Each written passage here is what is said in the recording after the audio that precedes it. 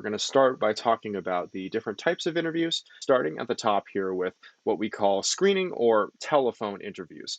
As the name clearly clues you into, these interviews are typically done over the phone. And usually these are just to get a little bit more information about you, like a way to screen you before you are invited for some sort of a follow-up. That's typically the most common instance that you find these. Now, some things to keep in mind when you're doing a screening or a obviously, in instances like these, the person on the other end of the phone can't see your face.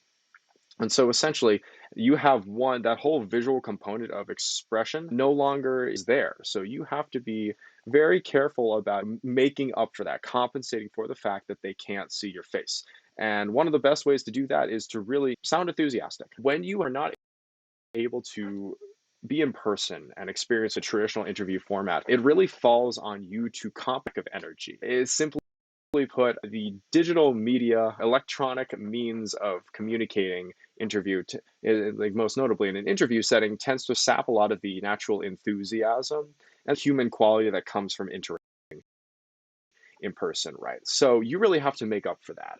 And what I mean by that is you need to just dial yourself up a little bit more. You just need to be bombastic sounding, a little bit louder, just have a little bit more cadence to your speech. You just need to really compensate for the fact that we can't read your body language in a phone setting, right? We can't see what your face looks like, how your expression changes, or what your body language reveals about how you're responding to things. Frankly, it's harder to understand people over the phone, especially because you can't read someone's lips, right? So even if you have to speak a tad slower, even if you have to deliberate a bit more, these are good things to do. It's just going to make your speech as clear as possible. And now we're moving on to in person here.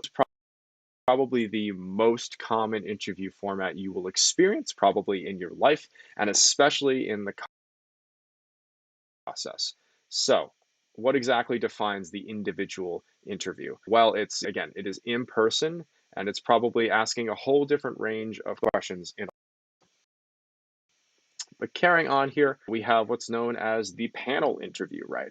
A panel interview will be typically a small group of people interviewing you together. And this can seem a little bit more intimidating because there are multiple people who are asking you questions. But don't let that scare you, because ultimately it's accomplishing very much the same thing as a one-on-one interview. It's just that they're taking advantage of the fact that there are multiple people to test how you react to being faced by multiple people, right? So in this instance, the people on your panel will typically take turns asking you questions in order to see how you can redirect your attention and cope with a lot of pairs of eyes on you at one time. A couple best practices for a situation where you're being confronted by a panel. So be sure to look at the person who is asking you each individual question. Again, if different people are asking you different questions, you want to make sure that you train your attention most directly on the person or individual responses. So look at them when you're a person when they ask the question, and when you're answering, this actually changes though. When you answer a question from an individual, you don't need to only stare at just the person who asked it. After all, in a panel interview setting, is asking a question at a time, you are still responding to everyone.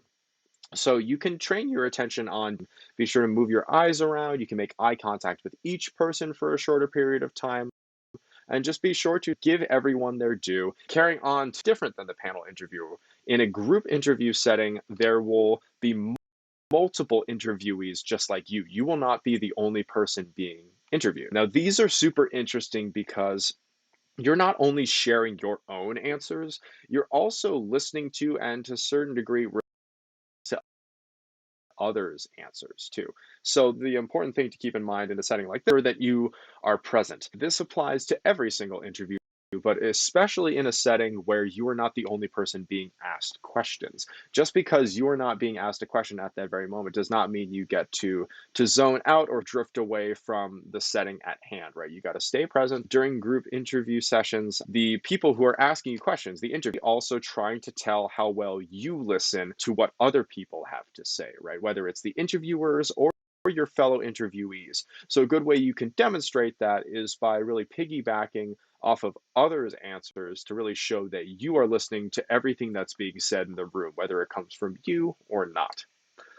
Carrying on, next we have the behavioral interview. Behavioral interviews these could be group these could be individual, but it's more a type of interview. So in a behavioral interview, these are situations where the people interviewing you, what sort of qualities you possess. That's why we call it behavioral. Next up, we have the task-oriented interview. In a situation like this, the title again very much gives it away. In task interviews, the people who are speaking to you may ask you to perform some sort of task related to the skills that are going to be required in that position, in that school, in the setting for which you're interviewing. These are common in certain position related. You get these a lot in job interviews, for example. So for example, if you are applying for a position in a computer, they might put a question up on the board and ask you to solve it or come up with some sort of answer to solve it, problem solving. And this is why you see this a lot in job applications, in job interviews, because they're trying to get a sense of your skills and how you can react quickly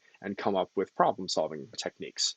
So, for example, another form of this might be an audition. Like maybe you're a prospective performing arts major, you're auditioning for a music program at a particular college or university. They might ask you to perform. And that's an example of a task-oriented interview as well, even though it feels a little bit different. I guess you would call that an audition, but that is in respect a task-oriented interview because you're being asked to demonstrate your aptitude in a particular area that's relevant for the position in question.